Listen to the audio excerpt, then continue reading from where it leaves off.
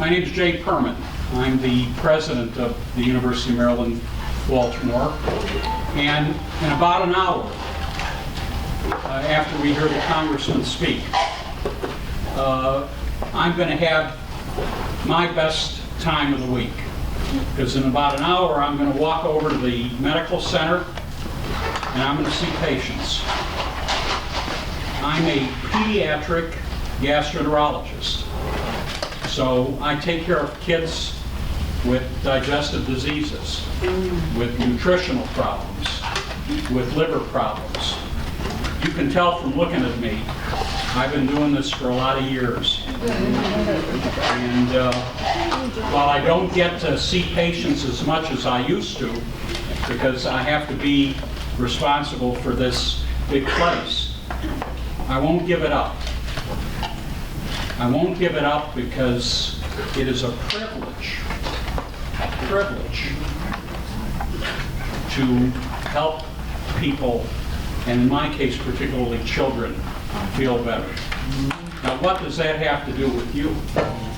You are spending a summer with us, and we are absolutely actually delighted that you're here, because we hope you catch the same bug, no joke intended there, that I have had all these years. That you finish this summer thinking about the possibility of your playing a role in healthcare. Many of you are in laboratories. Maybe one of you will make a difference to cancer, or to understanding why so many people towards the end of life develop Alzheimer's. Maybe one of you. So those of you who are working in laboratories, I want you to enjoy your experience and dream on. Some of you are working in places like shock trauma. You're making rounds. You're talking to people who've had an injury. I heard a story of somebody who'd been shot. I hope you enjoy that experience, and I hope you dream about what you can become and how you can make a difference to people. You're all here because our wonderful Congressman Cummings, makes it a priority that you're here. And each summer, I look forward to welcoming him back to campus, where he comes often, but especially welcoming him back so that he can talk to you. Congressman. Thank you very much, Dan. Thank you. I'm really glad to be here. President Perman, I want to thank you for your leadership. When President Perman took over a few years ago, he could have easily let this program drop, but he didn't. And it is a very, very important program for me and for him. And I thank you for making their dreams your dreams. And we really do appreciate all of the things that the staff has done. Thank you. Thank you. And the University of Maryland has done in regard to building people. I want to, so that I can put in context what I want to say, I want to go around the room and I want you to listen to me carefully. This is what I want you to do. I want you to tell me, what school you're at, just briefly what you did this summer, what you're doing this summer, and what are your plans for the future. Got that? What school? What your assignment has been this summer, what you gotten out of it, and what are your plans for the future. We'll start with you. Nice and loud, please.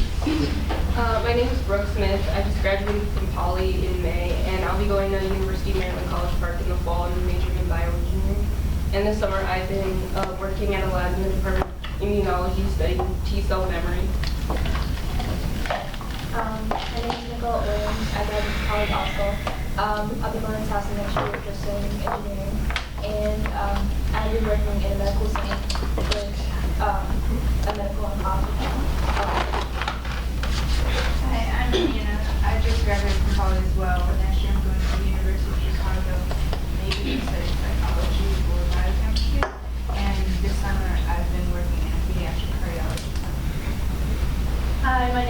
Sydney Taylor. I just graduated from Poly in May as well.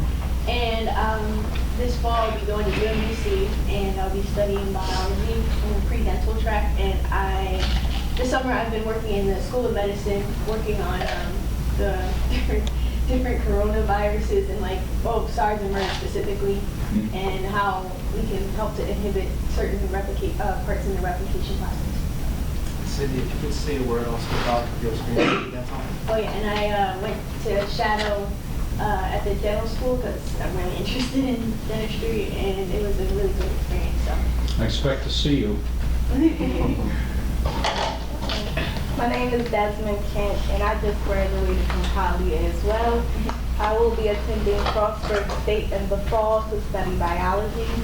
And this summer, I've been working in the lab, basically studying leukemia blood cells and all that good stuff. My name is Danae. I attend Poly. I'll be graduating next year. This summer, I've been in the biomedical research building, studying why certain mice don't produce pigment cells. My name is Fatima, and I've been in the pharmacy building researching. Can't hear you, I'm sorry. My name is Fatima, and I've been in the pharmacy building researching healthcare and U.S. population. And what school are you at? Digital Polytechnic Institute. My name is Damir. I'm in Vivian T. Going to the 11th. I'm in the pharmaceutical health research building, researching pregnant women and depression and how they deal with everything and if they get the right support.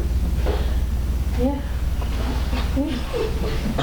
Hello, my name is John, and I go to Poly, and this summer I've been researching radiation and how it can badly affect your body, but also how you can manipulate radiation to help with the body with things like cancer cells, stuff like that. Hi, my name is Brittany. I also attend Poly, and this summer I was working on different antibiotics to help stop cancer from extracting iron from all the red blood cells. Hello, my name is Nashaya. I attend Green Street Academy, and this summer I've been mentoring a physician in the OBGYN program, and basically I just shadow her and being in the OR and visiting her patients while she works on them. Hello, my name is James. I also attend Green Street Academy. I work in shock trauma. My experience in shock trauma is wonderful. I get to see patients. I do rounding, I do discharge rounds. I get to have one-on-one with patients. Yesterday, I just had a one-on-one with a patient, 23 years old. He was shot by his best friend.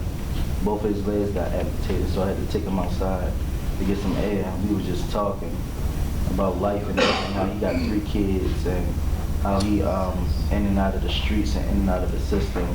So I'm just learning a lot from patients, like a lot of life lessons and everything. I'm just taking in everything and I'm gonna use it later on down the road. Hello, I'm Jasmine Burrell. I also attend Green Street Academy. And this summer so far, I've also shadowed with shock trauma doing the same thing. And I also worked in the lab looking at analytical procedures such as the Western blotting, and I got to practice it myself. It was very hands-on. And I also got to shadow with Nashaya in the OBGYN program. And my overall experience here at this program was very amazing. I hope to go into the medical field soon after college. And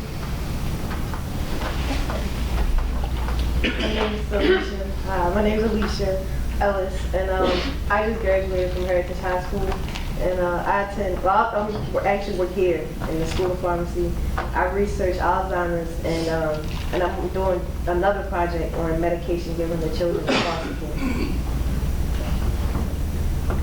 care. My name is Dwayne Gilchrist. I'm becoming a senior next year.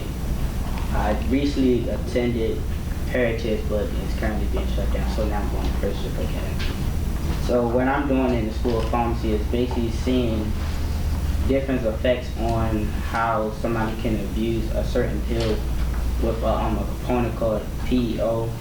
So when any type of moisture or gets breaking down, it will gel up. So that means that basically if somebody will try to abuse the pill, they can't, because once it hits that moisture or gets to a certain heat temperature, it gels up. And what I'm planning on for the future is going to be Hi, my name is Kayla. I'm doing research on galactosemia to find out how it's toxic. And I'm also working with our eye doctor. She is a specialist in glaucoma. So I get to go back in the clinic and work with our patients. And what school are you in? Patterson High. I'll be going to the 11th. Hi, my name is Macy. I go to Maryville, and I work with Dr. Bruno and Ms. Karen. And we look at fungi and how we can try to find antibiotics to cure it. And I also run gels with Ms. Karen, and I'm going to the talk. I'm Erin, and I go to Dunbar High. I graduate next year. I work with Mr. Snyder in the HIV department research lab, and we basically look for ways to help already produced medicines to react well with the body and certain parts of the body that don't accept the medicine. I'm Aaron, and I'm going to the 12th. I attend Princeton Academy, and I've been working here in this building, researching glaucoma, and that's it. I'm Taki Johnson, and I attend the UMB Lewis, going to 11, and I just work on blood cells. Blood cells? T-ready for other cells. My name is Daisha Farah, and I work in the School of Dentistry, and I'm a dentist in school. My name is Cherry Johnson. I attend the Baltimore City College High School. Yeah. I'm about to be a senior, and this summer I work in the IHB building, going back and forth between the clinic and the lab. And the labs, they taught me how to manipulate the cells, separating the green blood cells from the white blood cells and the plasma. And then in the clinic, I would help draw patients' blood, take them to the hospital, and get cash checked. Give yourself a hand.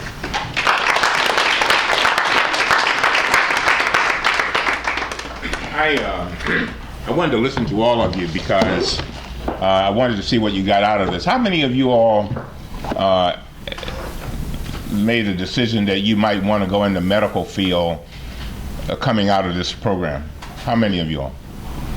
Wow, that's amazing. First of all, I have a cold, so just bear with me. I want you to, first of all, understand that you have been chosen.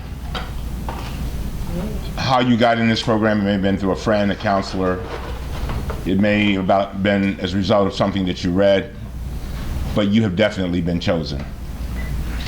And I always, whenever I talk about that, I think about John 15:16 in the Bible, where Jesus is with his disciples, and the disciples say to Jesus, he says, Jesus, we really do like being around you. We like watching you heal the sick and watching you do miraculous things and listening to you, and we're so glad that we chose you. And Jesus says, wait a minute, hold up. You did not choose me, I chose you. I've come by here to tell you that you have been chosen. All of us know that there are people in our families and our neighbors, the ones that grew up with us, that were in kindergarten and in the first grade, third grade, who didn't make it to high school. Some of them have already fallen by the wayside. But for some reason, you all are still on a path to accomplish great things. And let me just tell you a little bit about my story and the reason why this program is so important to me. I grew up at 126 West Cross Street, which literally is about a 7-minute walk from here. My mother and father were very poor. They had grown up in South Carolina, and they were pulled out of school in the 3rd grade and told that they had to plow the fields, pick the tobacco. And so they didn't get more than a 3rd grade education. And when they got to be teenagers, around 18 or 19, they got married. And the first thing they did was move to Baltimore. They moved to Baltimore because they believed that we would have a better chance of getting an education if they moved out of the South. Now, they did that before we were even born.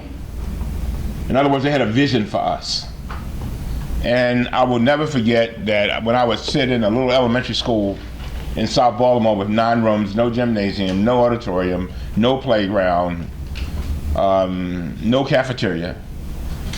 And I sat and every day I would get up and I'd put my little hand over my heart and pledge allegiance to the flag of the United States of America. And, I used to wonder, am I really a part of America? Because about a football field away, there was a big school that would not allow me to come there because of segregation policies. And that school had about 45 rooms, had a big gymnasium, a big auditorium, a big cafeteria, a big playground. And the only reason I knew about it is because when we were going to do plays and have our little graduations or whatever, we had to go to the white school to do that. Times have changed quite a bit. But the question now is, what will you do to make a difference? What will you do? What you do, and I want you to put this in the DNA of every cell of your brain. What you do with your life in the next 8 to 10 years will determine how you live for the rest of your life. What you do for the next 8 to 10 years will determine where you will live, how much you'll be able to travel, how well your children will be off if you were to have children in the future. All of that. And so I beg you to take advantage of these educational opportunities.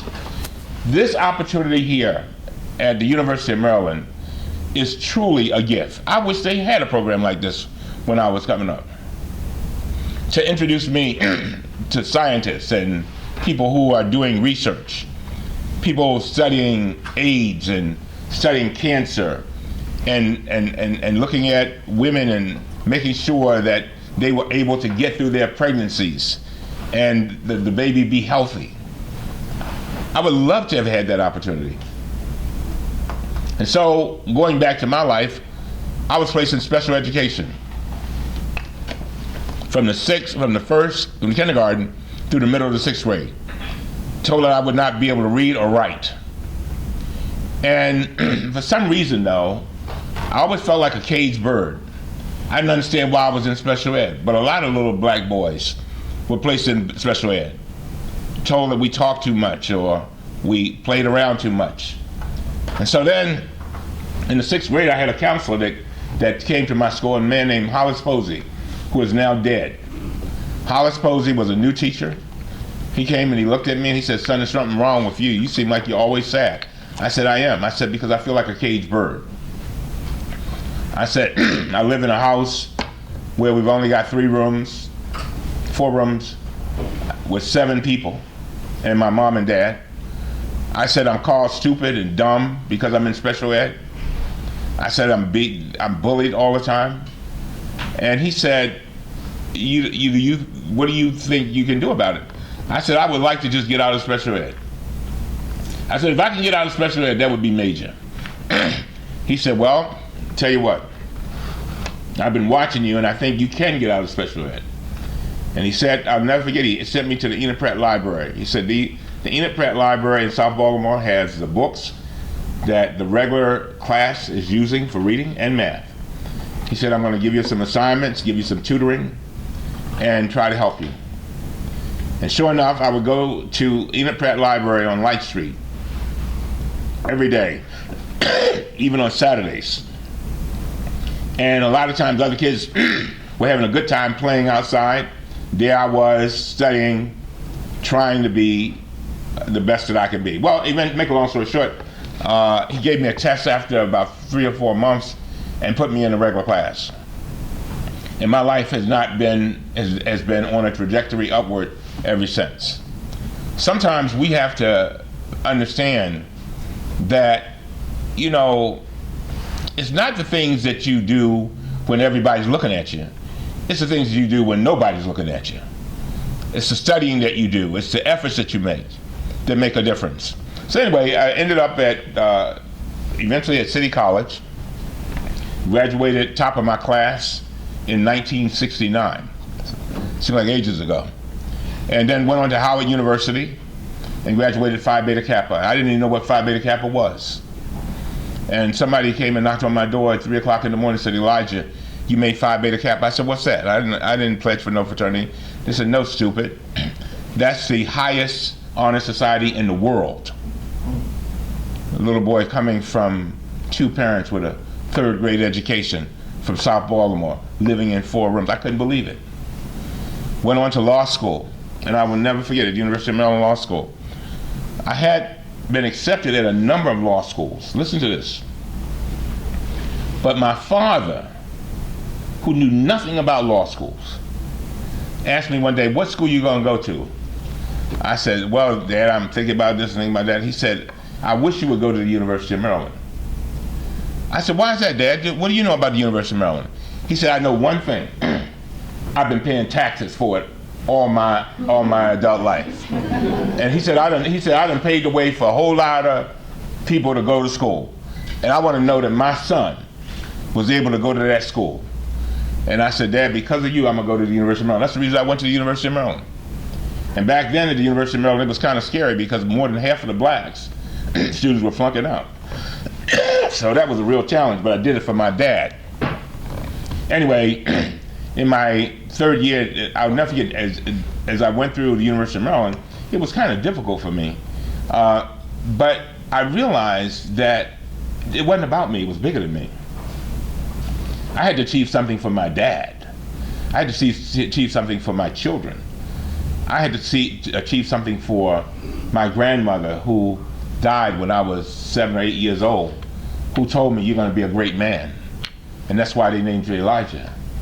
See, they had a vision. There was a vision. Let me give him a name, and then he's got to match his name up with his destiny.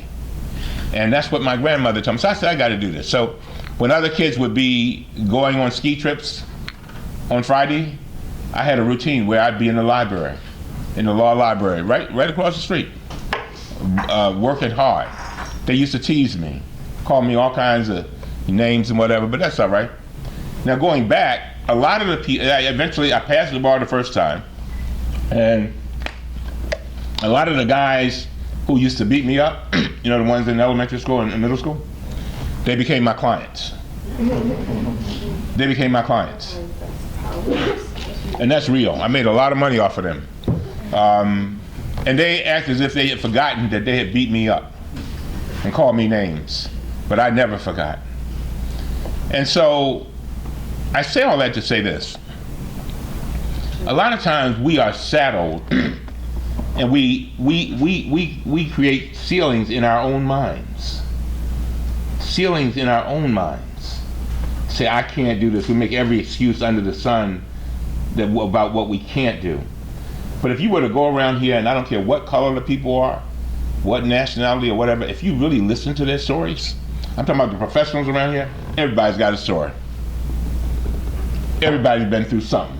Now there are a few that may have had rich parents or something, but most of them, most of the people, if they're honest with you, will tell you that they've been through some difficult times. But let me leave you with this. All of us are going to have difficult times. Nancy Wilson has a song that I love so much. She talks about how she's talking to her child and she's saying, I wish I could help you not go through difficulties and disappointments. I wish I could help you not go through pain because you're my child. But she basically concludes that they need to go through the pain so that they can grow. Ladies and gentlemen, you will have disappointments. If you are not the walking wounded now, you will become the walking wounded at some point. Somebody will die, a grandmother or a mother. A boyfriend will leave you. A spouse will divorce. And no matter what, your sickness will come into your family, may even come to you. The question is not to ask the question. You do not ask the question of why did this negative thing happen to me? Ask the question, why did it happen for me? What is in this for me to make me a stronger and a better person? And I beg you to always remember what I just said, because usually people who make big mistakes in times of crisis because they don't see any way out. The person who kills themselves, the man, I don't know what his story was, but the man who just killed himself and his 2 sons. I don't know what that story is, but he was probably in some kind of crisis situation where he saw no way out. That leads me to my final point. Make sure you surround yourself with people who will be supportive of you. That is so important. Try not to just be a loner, but find people who you trust to help you get through this thing called life. All of us are going to have moments where we're down. All of us are going to have moments where we need to celebrate. By the way, it's not just having friends to help you when you're going through some difficulties. You know, it's also important to have friends there to help you celebrate. Anybody know what, you understand what I'm saying? I mean, it's one thing to just experience something by yourself, but then when you've got somebody who you can share it with and you know they are happy for you, you know, and maybe you come home and tell your mom got an A on that exam, and part of your happiness comes from her happiness. Am I right?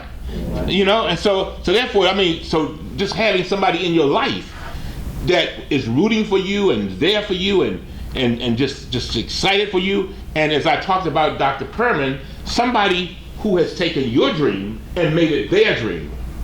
You can't beat that. You can't beat that. When I got married, my wife said, you know, why do you want to marry me? I said, one reason. I said 2 reasons. One, because I love you. I said, but the other reason is because you allow me to feed my soul. In other words, I wanted someone who could believe in my dreams and help me get to where I had to go. But I knew that there was another side to that too. I wanted to be with someone who I wanted to be the same thing for them. Because I realized that I would get joy out of seeing them progress, as they would get joy out of seeing me progress. You need to tweet that. So what I'm saying to you is that friendships are very, very important. But let me tell you this last thing. A marriage or a friendship will not last very long if someone is not supportive of your dreams. You know why? Because you can't share anything with them. The things that you're excited about. Oh girl, I just got into the University of Maryland Law School. And you know they hating on you? That's not a friend. You can't share that with them. That's the last thing you're gonna do, because then they're gonna say, oh girl, you ain't never gonna get through no law school. You know them that's for smart white people. You know, something like, you know what, come on, don't act like y'all don't know what I'm talking about. I know about haters now. I'm an expert in haters. There's a lot of hate, and all of you. You might as well look yourself up and down, because you're gonna have. I know y'all got haters. No, seriously. Come on, am I right? Don't leave me out here by myself. Don't let me. You mean y'all ain't got no haters? Yo, you got a lot of haters. Some of you got haters in your own family. Okay, little Renee and Boo Boo and all them, the ones that show up for Thanksgiving dinner. Them. Oh, I know. I got them in my family. I got them. But you know what? I let them go on and hate. And I just keep going and doing what I got to do, because you understand, if I submit to their hating and come down to their level, I'll never be able to sort of get to where I got to go. So what am I going to do? Okay, I have one cousin. He served 43 years in jail. 43 years, just got out. 43. 43. And so he asked me when he got out of jail, he said, man, I see you on television and stuff, man. I've been watching you, man. You think you're something else, don't you? Yeah, I said, yeah, I do think I'm something else. I mean, as if he was going to hate on me for achieving what I was able to achieve. That's the other thing. Be proud of what you have achieved. You worked hard for it. And you'll continue to work hard for it. Know that many of you will take LSAT tests and the tests to get in graduate school and all that kind of stuff. And you may not get the grade you want. And many of you will get the grade you want.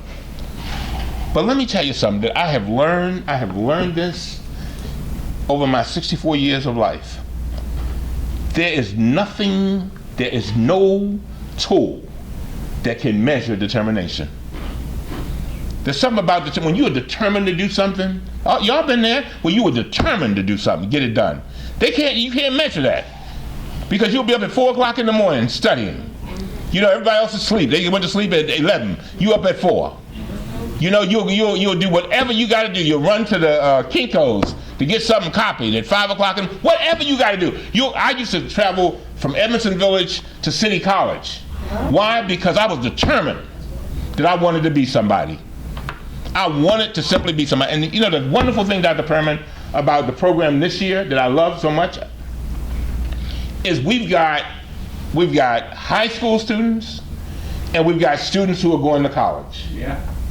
And you students who are going to college, you all don't know what you've already done.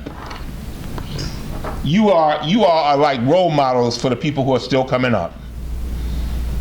And you're role models not only for them, but you're role models for people in your family. For people in their family. I'll never forget, I was here at the University of Maryland, this must have been about 10 years ago, and we were doing a program. They had I don't know if they still have it, Dr. Perman. They had a program where, like if you were a parking attendant or something, and you wanted to, get into a nursing assistant, they had a program where you could, take courses or whatever you had to do to move up to another, higher position. I will never forget. We were on stage, and a young man who was a parking assistant, he was now becoming a nursing assistant or something like that, and he was graduating and has a little robe on. He walked across the stage, and a little three-year-old took the program over in the back row. That's my daddy! That's my daddy! He knew that his father, he didn't know what he was achieving, but he knew he was achieving something. He knew that his father had a robe and a cap on. He knew that everybody was bringing balloons and stuff. And he knew that that was something significant. What I'm saying to our college students, as I listened to you, I said to myself, they're going somewhere. But then be careful to all of you. Always make sure that you ask the question every morning, what is the enemy of my destiny? What will stop me from getting to where I've got to go? There are a lot of people, haters on the sideline, hoping that you trip up. And you got to ask yourself, what is it that might be the enemy of my destiny? Is it that I gossip too much? Is it that I procrastinate? Is it that I'm not always honest? Is it that I want to play the field? Player, or whatever. Whatever it is, you need to correct that now so that you can reach your destiny. Because I don't know how many of you have met old people who are angry. And if you really were to interview them carefully, if you really were to interview an angry old person, I guarantee, and if they were really, really, really, really honest, they would tell you that they have a lot of regrets. Opportunities they did not take advantage of. Dropping out of school, not doing certain things, making bad decisions in tough situations. And so I am excited about you all. I'm excited about what you will do. And you all have something that I don't have. I wish I had it. I wish I could, if I could buy it from you, I would buy it. I'd give everything but my wife and children for what you have that I don't have. And what you have that I don't have is time. Probably in the next 10, 16 years maybe, I'll be dead. But you'll still be here to carry on. And if I could buy some of your time, If some of y'all would give me 5 years, I'd buy it in a minute. And you know what I'd do with it? I would take all the things that I've learned and be better than I was the 64 years before I got it. And the reason why I do this, I talk to you like this, is because all I'm doing is telling you things that I have learned. You know, mistakes that I have made, ditches that I have fallen into. And I don't want you to fall into the same ditches. And by the way, I want you to be married. I want you to be married to, I don't want you to be married to convenience. I want you to be married to conviction. There's a difference. If you're married to convenience, you say, oh, it's going to be a sacrifice for me to go away to college, and I want to stay home. I want to be near home, and that's going to be. If you're married to convenience, you don't get up at 4 o'clock in the morning and finish that term paper. If you're married to convenience, you skip classes because you feel like sleeping, because you partied the night before. But if you're married to conviction, you always got your eye on 10 years from now or 15 years from now. You say, okay, I'm going to make a short-term sacrifice. It's going to be inconvenient. I'm going to have to miss that party, but it's going to allow my children to live a better life. It's going to allow me to be able to do more. And my father, when he took me to Howard University, and I tell the story all the time, my father, like I said, he only had a 3rd grade education. And he took me to Howard University, and he said, now this is how he talked. This is how my father talked. And the boy, he had an old beat-up car, and all I had was a suitcase that was in bad shape, and 2 trash bags of clothes. And he took me to Howard University at Carver Hall in 1969. I'll never forget, he drives up and he says, well, I'm going to drop you off here, boy. I said, yes, sir. I said, thank you, Daddy. Now, we done bought you as far as we can. Me and your mama, we only got a 3rd grade education, but I think we bought you kind of far, boy. I said, yes, sir. So now what I want you to do, I want you to get a good education here. They tell me they got a lot of good Negro professors up in here, and I believe they can learn you a lot now. And so I want you to get all the education you can get. I said, yeah, Daddy, I'm going to do the best I can. He said, now, Jimmy Burley, his son come up here. Burley, Jimmy, he worked with me on the job. His son come up here and he dropped out. He's taking over building. Dropped out after 2 years. Dropped out. Now he changing tires at the Kimball Tire. I don't want that to happen to you. And then Mary Sue, Mary and Mama Rye. Well, her daughter came up and got pregnant. She back home, dropped out. And then he said these words that I will never forget, and I hope that you will embed them in the DNA of every cell of your brain and tweet them to life. He said, I want you to go in those walls and get blessed so you can bless. And so what he was saying is, you're raw material now. I heard people talking about being a doctor. You're raw material now. But what he was saying is, go in there and get saved. Go and get blessed so that you're in a better position to bless. You heard Dr. Perman. Did you hear what he said? Did you hear what he said? No, listen to what he said. I don't even know how old he is. We're probably around the same age, but listen to what he said. He said that although I'm president of this university, I am about to go to do the thing that brings me joy, and that's looking after patients. But suppose Perman had dropped out of school, in high school. Suppose he had dropped out in college. He would not be here today to bless people. So he allowed himself to get blessed so he could bless.